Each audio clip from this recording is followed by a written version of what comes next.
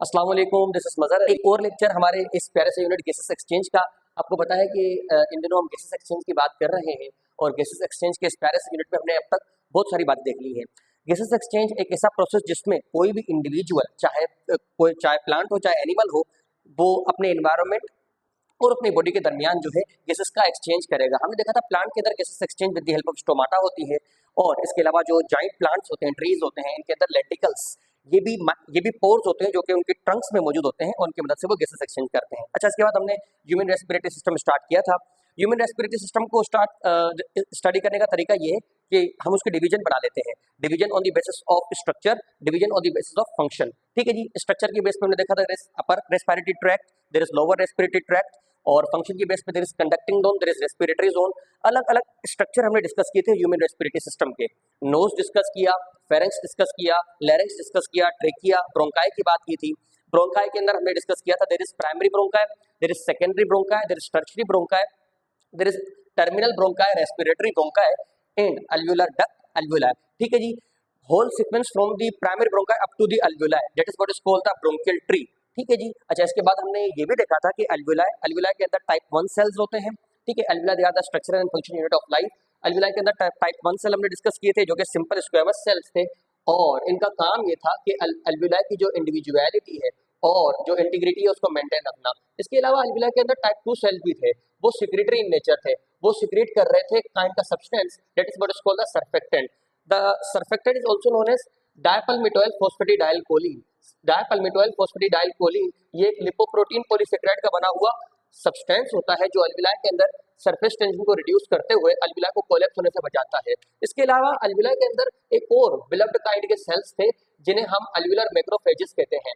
ये अल्वुलर मैक्रोफेजेस जो हैं, कोई भी डस्ट पार्टिकल और कोई भी बैक्टीरिया अगर नोज से बच गया, फेरेंक्स से बच गया, लैरिंक्स से बच गया, तो उसको डिस्ट्रॉय करने की जिम्मेदारी हमारे इन alveolar dust cell that is what is called alveolar macrophages की होती है। अच्छा, इसके अलावा हमने टर्मिनोलॉजीज भी समझी थी, जैसे कि हमने देखा था रेस्पिरेटरी मीडिया क्या होता है रेस्पिरेटरी स्ट्रक्चर की प्रॉपर्टीज क्या होती हैं।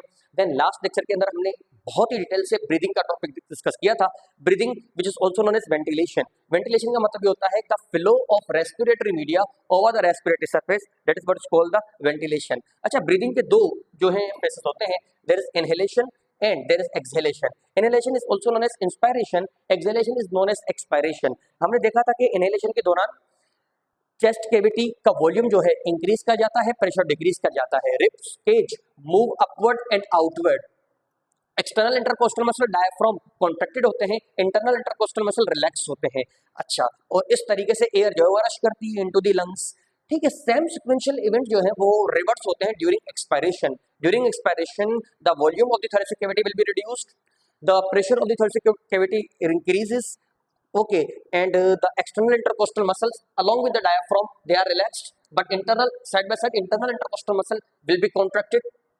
Okay, and whole this scenario will result into the get rid of the air from the respiratory system to the external environment that we have discussed in our last lecture. In today's lecture we will talk about the oxygen transportation. आज से जो है gases का transportation हम discuss करने वाले हैं। किस तरीके से ऑक्सीजन ट्रांसपोर्ट होती है, किस तरीके से कार्बन डाइऑक्साइड ट्रांसपोर्ट होती है, डिस्कस करेंगे। लेकिन आज तो हम ऑक्सीजन ट्रांसपोर्टेशन देख रहे हैं। ऑक्सीजन ट्रांसपोर्टेशन देखने से पहले, यानी ऑक्सीजन का ट्रांसपोर्ट समझने से पहले, मैंने एक टर्म पहले भी आपको समझाया है, that is what is called the partial pressure. उसको एक बार समझ लेते हैं। पार्शियल प्रेशर का मतलब क्या होता है? पार्शियल प्रेशर का मतलब ये होता है कि जब कभी गैसेस मिक्सचर में मौजूद होती है तो मिक्सचर के अंदर कोई भी गैस जो अपना प्रेशर एक्सर्ट करती है, that is what is called the partial pressure. Amount of pressure exerted by individual gas in a mixture, that is what is called the partial pressure that we have, individual gas. ठीक है जी। अच्छा, अब क्योंकि air mixture of gases है, that means it contain nitrogen approximately 78%, it contain oxygen 21%, it contain carbon dioxide 0.03%। ठीक है जी। तो इस तरीके से एयर जो है मिक्सचर हो गई ना अलग अलग गैसेस का। जब एयर मिक्सचर हो जाती है अलग अलग गैसेस का, तो ये गैसेस जो है इंडिविजुअली तौर पर अपना एक प्रेशर एक्सर्ट करती हैं, that is what is called the partial pressure. क्या कहा मैंने कहा कि एयर जो एक मिक्सचर ऑफ गैसेस है और ये गैसेस जो है इस मिक्सचर के अंदर अपना प्रेशर एक्सर्ट करती हैं and that pressure is nothing but the partial pressure that we have. Oxygen के पार्शियल प्रेशर की बात करते हैं। देखें location to location partial pressure vary करता है, हम अभी समझते हैं। देखें एटमॉस्फेयर के अंदर ऑक्सीजन का पार्शियल प्रेशर होता है 159, अल्विलाई के लेवल पर जो स्ट्रक्चरल एंड फंक्शनल यूनिट है वहां हो जाता है 104 मिलीमीटर ऑफ मरकरी। इसको मिलीमीटर ऑफ मरकरी में मेजर किया जाता है। There is no fun in telling that. ठीक है जी। At arterial blood 95 millimetre of mercury. Arterial blood क्या होता है? आर्टीरियल ब्लड का मतलब हमारे हार्ट के लेफ्ट साइड से जो ब्लड ट्रांसपोर्ट होगा to the tissues, that is what is called the arterial blood, that is what is called the arterial blood. And there is no fun in telling that कि arterial blood के अंदर oxygen ज्यादा होगा, carbon dioxide की concentration कम होगी। ठीक है जी, ऑक्सीजन ज्यादा होगा, कार्बन डाइऑक्साइड की कंसंट्रेशन कम होगी, ये अंडरस्टूड बात है। और वो ब्लड जो कि बॉडी से होता हुआ वापसी हार्ट के राइट साइड जा रहा है, इसे हम वीनस ब्लड कहते हैं, इसे हम वीनस ब्लड कहते हैं। वीनस ब्लड के अंदर कंसंट्रेशन ऑफ ऑक्सीजन कम होती है, ठीक है जी, और कंसंट्रेशन ऑफ कार्बन डाइऑक्साइड ये ज्यादा होती है, कंसंट्रेशन ऑफ कार्बन डाइऑक्साइड ये ज्यादा होती है। ये बातें तो अंडरस्टूड है।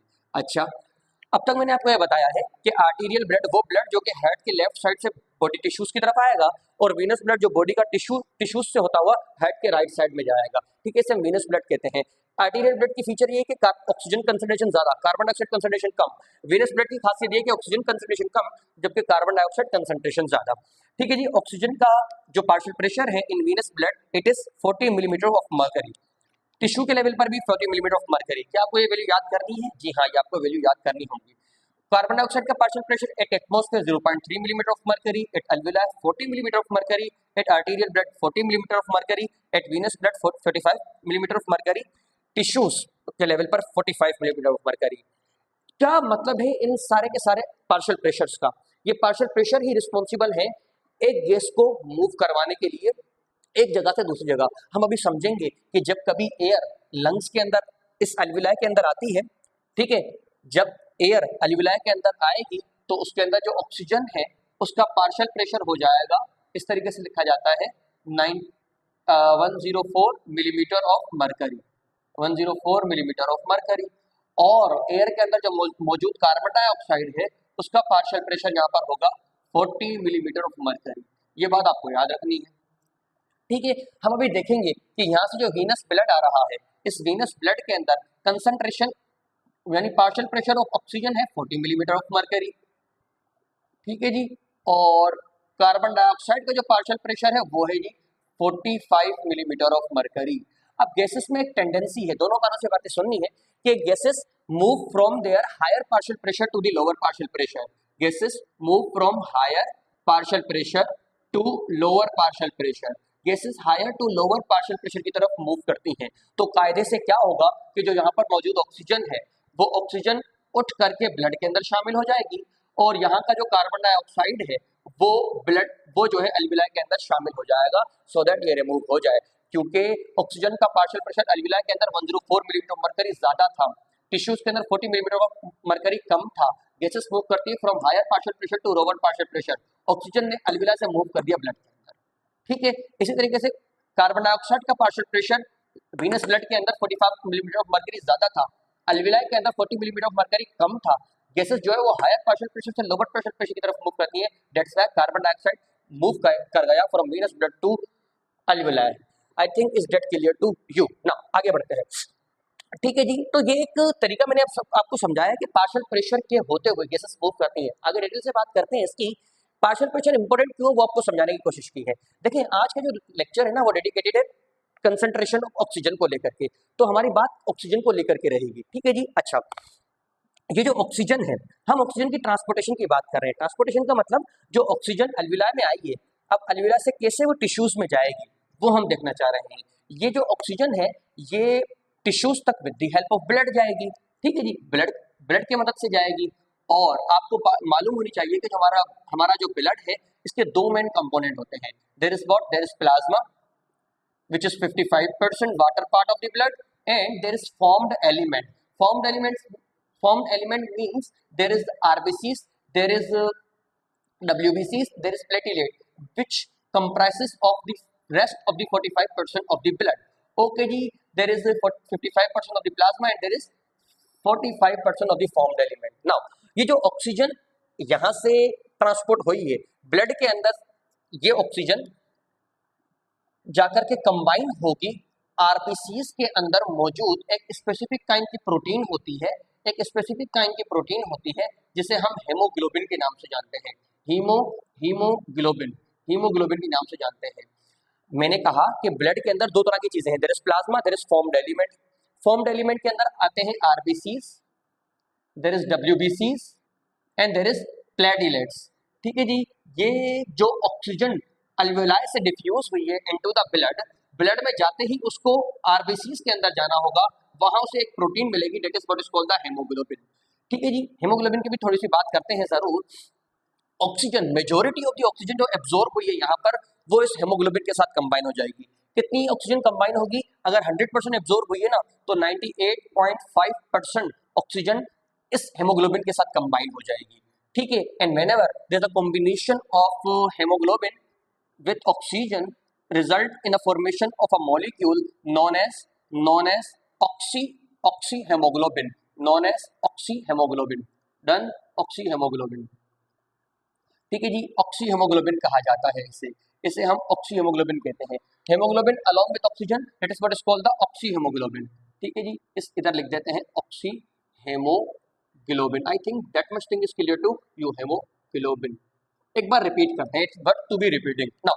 Blood do have two kind of component, there is plasma and there is formed element. Blood is 55%, plasma is 55%, whereas formed element is 45%. Formed element comprises of RBCs, WBCs and platelets. The RBCs, they are loaded with the hemoglobin, the special kind of protein which have a much affinity for the oxygen. The oxygen which is shipped from the alveoli into the blood, majority of the oxygen will combine with the hemoglobin and give us a very blunt component, that is what is called the oxyhemoglobin. Okay, how much oxygen will combine with the hemoglobin? It's 98.5% of the oxygen out of 100 which combine with hemoglobin and give us oxyhemoglobin। Done। Rest of the बची कुछ जो oxygen का amount होगा, that is what is called the 1.5%, वो oxygen जो है वो इस प्लाज्मा के अंदर डिसॉल्व हो जाएगी, वो ऑक्सीजन इसके अंदर डिसॉल्व हो जाएगी। ठीक है जी, एक बार रिपीट करते हैं ये सारी चीजें फिर से। मैंने कहा कि ब्लड के अंदर ऑक्सीजन, ब्लड के अंदर दो तरह के कंपोनेंट होते हैं, there is plasma and there is formed element. ठीक है, फॉर्म्ड एलिमेंट के अंदर कौन सी तीन चीजें थी? जी हाँ, देयर इज आरबीसीज, डब्ल्यूबीसीज एंड देयर इज प्लेटलेट। जो ऑक्सीजन अल्वेलाई से डिफ्यूज होकर ब्लड में आई उसका कितना परसेंट हेमोग्लोबिन के साथ कंबाइन हुआ? जी हाँ, 98.5%। और जब कभी हेमोग्लोबिन और ऑक्सीजन कंबाइन होते हैं तो हमारा beloved compound, that is what is called the oxyhaemoglobin की फॉर्मेशन होती है। हेमोग्लोबिन की बात करते हैं अभी। ऑक्सीहेमोग्लोबिन बन गया, रेस्ट 1.5% जो है प्लाज्मा में डिसॉल्व हो गया। ठीक है जी, तो इस तरीके से ऑक्सीजन ब्लड में डिसॉल्व हो गई।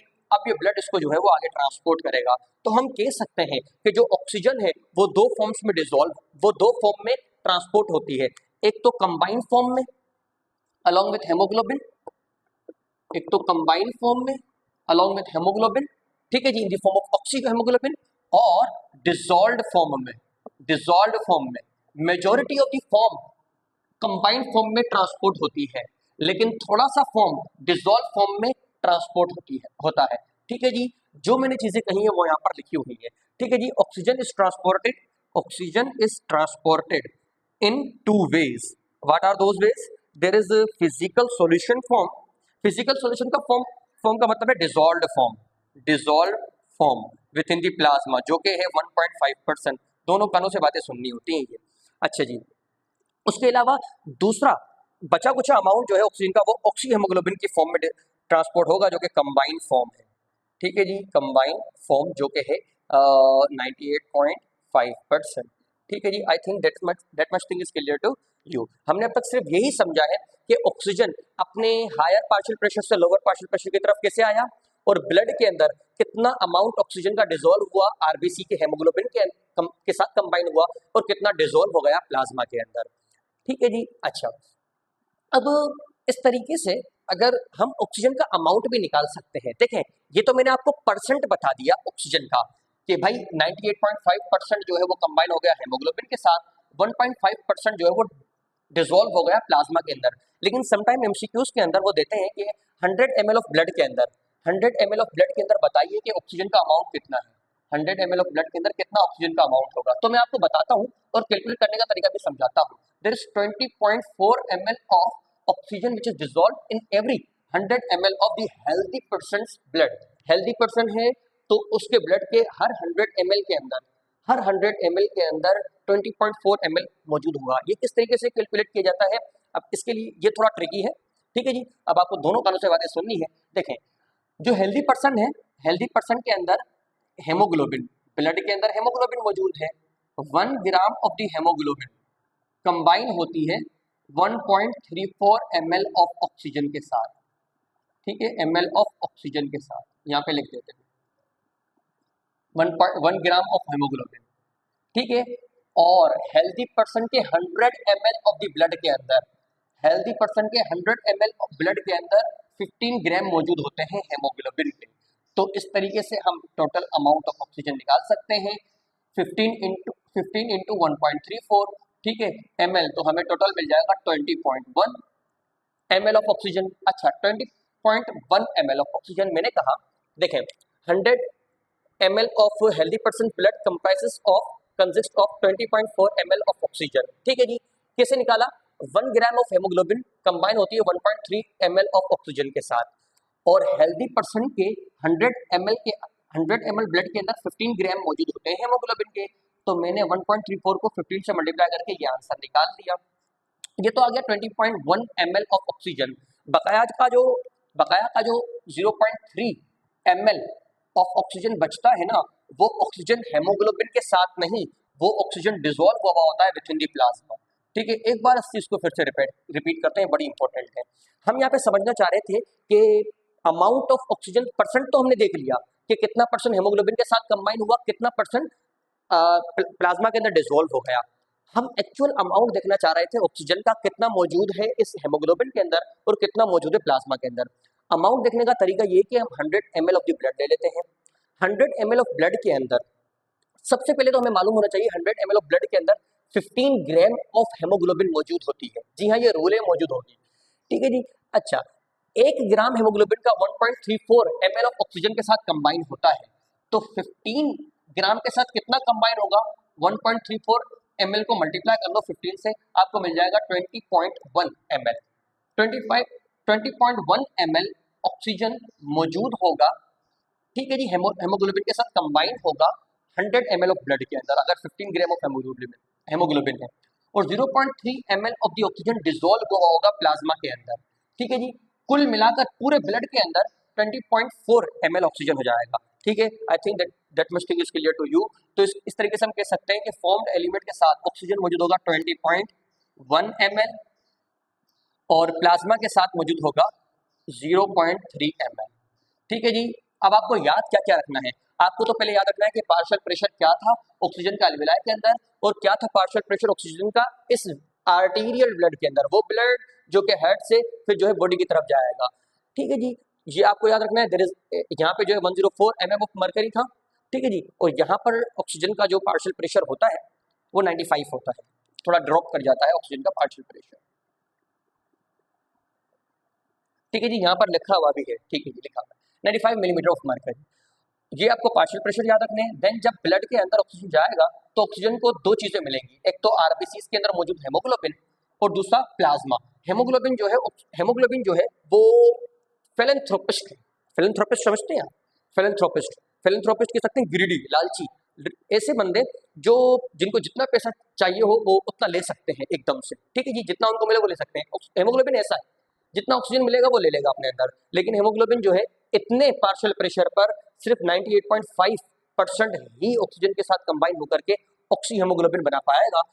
अगर इसको अमाउंट में देखना हो परसेंट के बजाय तो वो 20.1 ml ऑफ द ऑक्सीजन है। इसी तरीके से अगर प्लाज्मा के अंदर अमाउंट परसेंट देखना हो, परसेंट है 1.5% ऑफ ऑक्सीजन और डिसॉल्व जो है वो 0.3 ml है, ठीक है। तो यहाँ तक हमने ऑक्सीजन का पार्शियल प्रेशर देख लिया, ऑक्सीजन कितना परसेंट में कंबाइन होगा हेमोग्लोबिन और डिसॉल्व होगा प्लाज्मा के अंदर, कितना अमाउंट में हेमोग्लोबिन के साथ मौजूद होगा और कितने अमाउंट में डिसॉल्व होगा, ये हमने देख लिया। जो चीजें मैंने कही है वो यहाँ पर लिखी हुई है। The amount of oxygen in 100 ml of blood in every 100 ml of normal person, ये बड़ा इंपॉर्टेंट है, जो डिजीज पर्सन होते हैं, जो स्मोकर पर्सन होते हैं, उनके 100 ml के अंदर ये 20.4 ml ही ऑक्सीजन हो, ये लाजमी नहीं, वहां पर अमाउंट ऑफ ऑक्सीजन वेरी कर जाएगा। क्यों? जब हम पढ़ेंगे पैथोलॉजी, जब हम डिस्कस करेंगे abnormalities, in 100 ml of normal person there is 20.4 ml of oxygen if 15 gram of the hemoglobin is present. Okay, out of this 100%, 98.5% is in combined form, यानी oxyhaemoglobin form, oxyhaemoglobin form short form में लिखते हैं, and there is 1.5% dissolved form. ये point बहुत ही ज्यादा important है जो आपको याद होना चाहिए। अच्छा, ये मैंने कैसे निकाला? ठीक है जी, कि ऑक्सीजन कितना मौजूद होगा इस कंबाइंड फॉर्म में, कितना मौजूद होगा इसके डिसॉल्व फॉर्म में। तो कंबाइंड फॉर्म में आसान है, 1 gram of haemoglobin combined with the 1.34 ml of oxygen, ये बात अंडरस्टूड है। तो 15 ग्राम को निकालना बड़ा इजी है। ठीक है जी, 15 ग्राम का निकाल लेंगे हम 20.1 ml। ठीक है जी, बकाया का 0.3 ml जो है वो डिसॉल्व होगा प्लाज्मा के अंदर। तो इस तरीके से हम कह सकते हैं, इस तरीके से हम कह सकते हैं कि जो ब्लड है, ब्लड के दो कंपोनेंट बने, there is plasma and there is, हम लिख देते हैं हेमोग्लोबिन इधर। ठीक है जी, सेक ऑफ स्टडी के लिए, सेक ऑफ कन्वीनियंस के लिए। अच्छा, प्लाज्मा के अंदर ऑक्सीजन किस फॉर्म में मौजूद था? डिसॉल्व फॉर्म में। पूरी समरी बनाते हैं जो हमने अब तक पढ़ा है, और यहाँ जो है वो हेमोग्लोबिन के साथ जो है वो कंबाइंड फॉर्म में, ऑक्सी हेमोग्लोबिन के फॉर्म में। परसेंट कितना था यहाँ पर ऑक्सीजन का? सिर्फ 1.5%। यहाँ पर परसेंट कितना था? 98.5%। ठीक है जी, अगर अमाउंट देखें तो यहाँ पर सिर्फ 0.3 ml और यहाँ पर कितना है? 20.1 ml। कुल मिला के पूरे ब्लड के अंदर, पूरे ब्लड के अंदर 20.4 ml, और पूरे ब्लड के अंदर ये हो गया 100%। ठीक है, I think that much thing is clear to you. इस तरीके से ब्लड में ऑक्सीजन हो जाएगा ऐड। ठीक है जी। अच्छा, ठीक, अब ब्लड का काम क्या है? ब्लड का काम ये है कि वो इस ऑक्सीजन को लेके आएगा और इंडिविजुअल टिश्यूज को सप्लाई करेगा। अब जो है हम समझने जा रहे हैं कि किस तरीके से ये ब्लड के अंदर मौजूद ऑक्सीजन इन टिश्यूज के लेवल पर अनलोडेड होता है। ब्लड पर लेवल लोड हो गया, अब अनलोड कैसे होगा वो हम समझते हैं। देखिए, वो फैक्टर जो कि अफेक्ट करेंगे ऑक्सीजन की ट्रांसपोर्ट पे, वो हम यहाँ पर देखने वाले हैं। देखिए क्या होगा, हमने देखा कि ये है आर्टीरियल ब्लड। अगेन आपको बताता हूँ, आर्टीरियल ब्लड ऐसा ब्लड जो कि हार्ट के लेफ्ट साइड से ट्रांसपोर्ट हो रहा है इंडिविजुअल टिश्यूज को। ठीक है जी, जिसके अंदर अमाउंट ऑफ ऑक्सीजन ज्यादा और अमाउंट ऑफ कार्बन डाइऑक्साइड कम है। अगर आर्टीरियल ब्लड के अंदर हम पार्शियल प्रेशर की बात करें, तो आर्टीरियल ब्लड के अंदर partial pressure of oxygen is equal to 95 millimetre of mercury. ठीक है जी। अच्छा जी, 95 मिलीमीटर ऑफ मर्करी। ये ब्लड जो है वो इंडिविजुअल टिश्यूज तक आएगा। टिश्यू कुछ भी हो सकता है, हम जनरल टिश्यू की एग्जांपल ले रहे हैं। टिश्यू के अंदर concentration, partial pressure of oxygen होता है 40 मिलीमीटर ऑफ मर्करी। अच्छा, अब आप देखें यहाँ पर क्या है कि पार्शियल प्रेशर डिफरेंस है। पार्शियल प्रेशर आर्टीरियल ब्लड के अंदर ज्यादा है, पार्शियल प्रेशर टिश्यूज के अंदर कम है। तो क्या होगा कि जो ऑक्सीजन यहाँ पर आई है, ऑक्सीजन जो यहाँ पर आई है, ठीक है, ऑक्सी हेमोग्लोबिन की फॉर्म में और कंबाइन और डिसॉल्व फॉर्म में, वो यहाँ से इन इन टिश्यूज के अंदर ट्रांसफर हो जाएगी। ठीक है जी। ये जो ऑक्सी हेमोग्लोबिन बना था, ये ऑक्सी हेमोग्लोबिन जो बना था वो यहाँ पर ब्रेक कर जाएगा। ठीक है जी, वो यहाँ पर ब्रेक कर जाएगा और हमें प्रोवाइड कर देगा हेमोग्लोबिन अलोंग विथ ऑक्सीजन। थोड़ा सा मैं आपको हेमोग्लोबिन के बारे में जरूर बताना चाहूंगा। ठीक है जी, नॉलेज बुलेट्स आपको देने चाहूंगा। नॉलेज बुलेट्स के नाम से पढ़ते हैं, knowledge bullets. So today's knowledge bullets is about the hemoglobin. Little bit about the hemoglobin. Haemoglobin एक काइंड की ग्लोबुलर प्रोटीन है जो कि हमारे आरबीसीज के अंदर मौजूद होती है। ठीक है जी, आरबीसीज के अंदर ये प्रोटीन मौजूद होती है। ठीक है जी, अगर हम हेमोग्लोबिन के स्ट्रक्चर की बात करें तो हेमोग्लोबिन के अंदर 4 चेन मौजूद होती हैं प्रोटीन की बनी हुई। 4 प्रोटीन की चेन होती हैं। 4 में से 2 अल्फा चेन और 2 बीटा चेन होती हैं। There is 2 alpha and there is 2 beta. ठीक है जी, 2 बीटा। अगर हम इसके स्ट्रक्चर की बात करें तो हेमोग्लोबिन के अंदर एक तो पोरफाइरिन रिंग होती है, एक तो इसके अंदर पोरफायरिन रिंग होती है और दूसरा दूसरा इसके अंदर लॉन्ग चेन ऑफ पॉलीपेप्टाइड मौजूद होती है। एक तो पोरफायरिन रिंग हो गई, पोरफायरिन रिंग, और दूसरा long chain of polypeptide, long chain of polypeptide. ठीक है जी, ये जो पोरफायरिन रिंग मैंने आपको बताई, दैट पोरफायरिन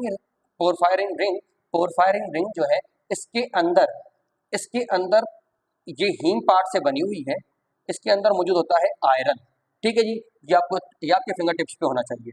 और ये जो पॉलीपेप्टाइड चेन है ये तो ग्लोबिन प्रोटीन से बनी हुई है। तो इस तरीके से हम कह सकते हैं haemoglobin comprises of two part, there is porphyrin ring and there is globin part, globin which is actually a long chain of polypeptide.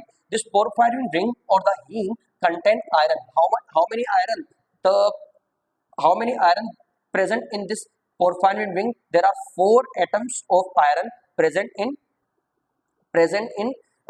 porphyrin ring. Okay, each each iron group, each iron element will combine with one molecule of oxygen. Okay, in this way porphyrin ring do have 4 sheets. 4 sheets for what? 4 sheets for oxygen.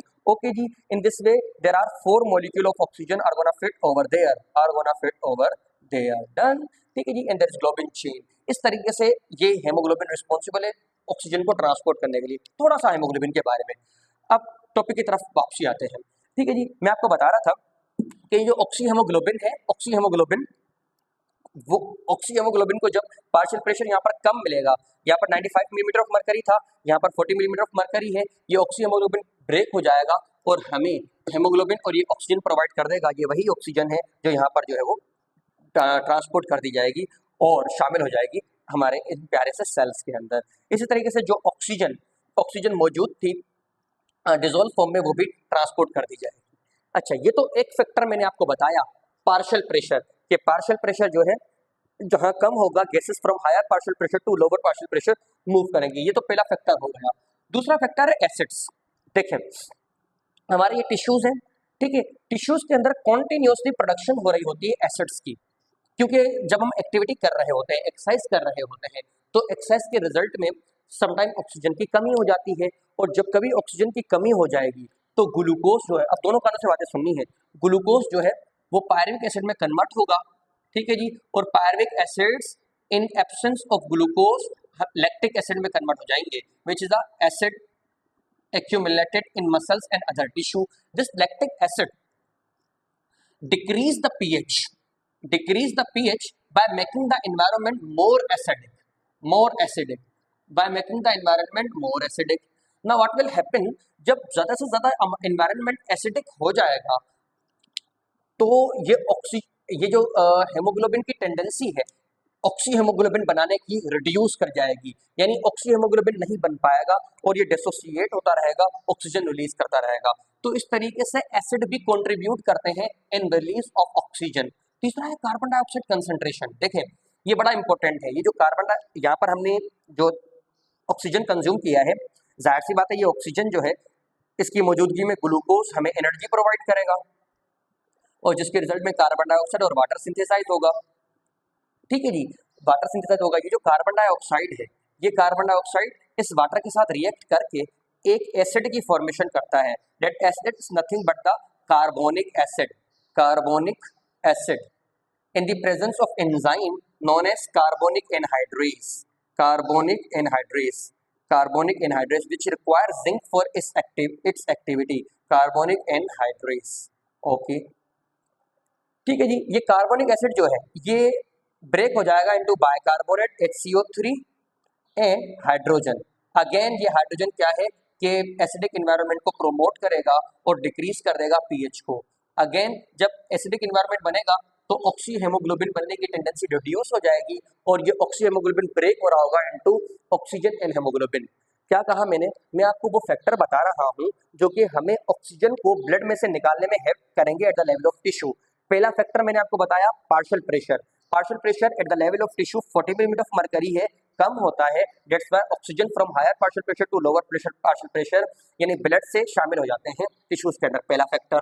दूसरा factor acids. Acid जो है acidic environment बनाने के result में क्या करते हैं कि जो ऑक्सी हेमोग्लोबिन की टेंडेंसी है, इस मॉलिक्यूल के फॉर्मेशन की जो टेंडेंसी है उसको रिड्यूस कर देते हैं। ये ब्रेक कर जाता है इनटू हेमोग्लोबिन और ऑक्सीजन। ये हेमोग्लोबिन और ऑक्सीजन ब्रेक हो जाएंगे, ऑक्सीजन डिलीवर्ड आउट हो जाएगा। Same applies over the carbon dioxide concentration. बढ़ा हुआ कार्बन डाइऑक्साइड कंसंट्रेशन वाटर के साथ रिएक्ट करेगा, हमें देगा कार्बोनिक एसिड।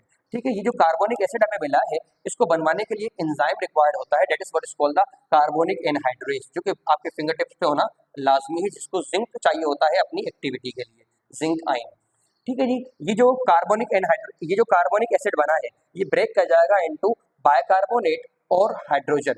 ठीक है जी, ये हाइड्रोजन जो है अगेन एसिडिक एनवायरनमेंट बनाकर और एक हार्श कंडीशन कास्ट कर देगा for this beloved oxy haemoglobin, और ये ऑक्सी हेमोग्लोबिन ब्रेक हो जाएगा और हेमोग्लोबिन ऑक्सीजन अलग हो जाएंगे और ऑक्सीजन डिसॉल्व होती रहेगी। I think you are getting that.